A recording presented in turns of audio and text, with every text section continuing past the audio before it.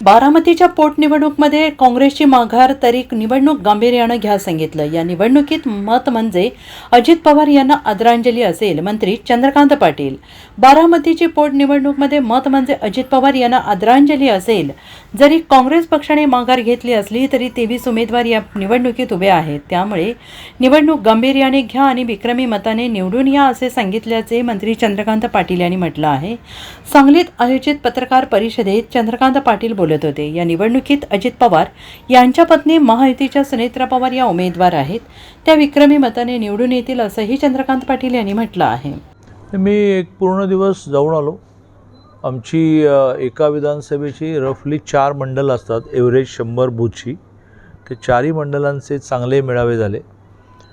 तिथे मी ही मांडणी बूथ प्रमुखांबरोबर केली की जरी काँग्रेसने फॉर्म विड्रॉ केला असला आणि कुठलाही राष्ट्रीय पक्ष किंवा पक्ष चिन्हवाला नसला तरीही तुम्ही गांभीर्याने निवडणूक घ्या आणि जरी बिनविरोध झाली नाही, कारण 23 उमेदवार राहिले रिंगणामध्ये, तरी विक्रमी मताने विजयी झाला आहे असं तरी करा.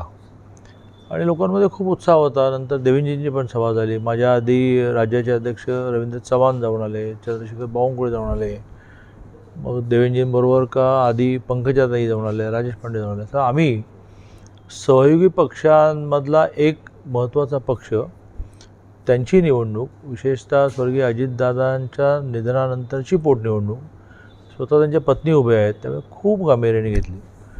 ऊन खूप आहे, लोकांना असं वाटतं की आता ते विजयी झाले तर जमा आहे.